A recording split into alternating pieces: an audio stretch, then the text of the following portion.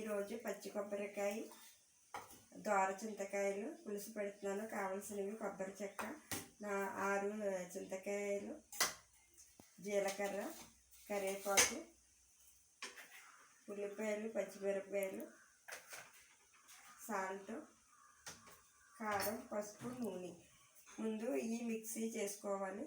కొబ్బరికాయ ముక్కలు ఇది మిక్సీ చేస్తాను.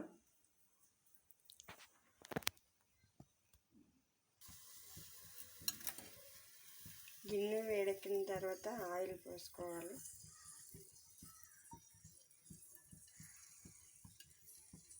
ఆయిల్ పోసిన తర్వాత జీలకర్ర వేసాం కదా,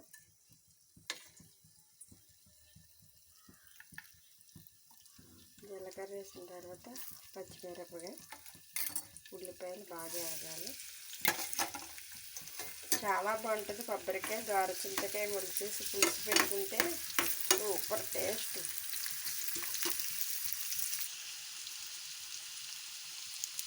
ఇప్పుడు కొంచెం కారం, లైట్గా పసుపు,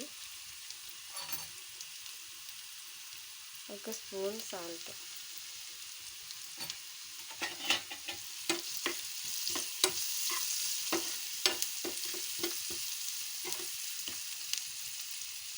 చాలా సులువుగా అయిపోద్ది కూర.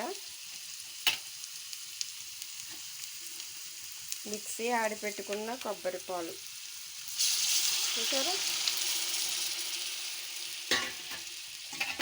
అంతే. 10 నిమిషాలు కూడా పట్టదు ఈ కూరకి.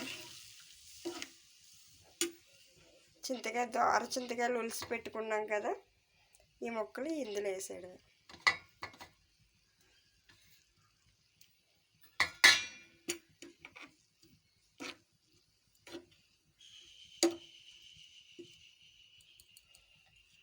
పొంగు వచ్చాక కరివేపాకు.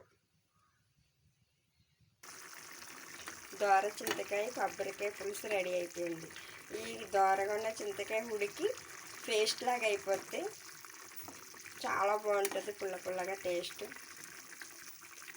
వారాలు చేస్తాం కదా, శనివారం, లక్షవారం, అలాంటప్పుడు ఈ కూరలు బాగుంటాయి. ఈ కూరకి కాంబినేషన్ బంగాళదుంప వేపుడు చేశాను. ఏదో ఒక సైడ్ పులుసుతో ఇద్దరు ఎప్పుడో ఉండాలి కదా.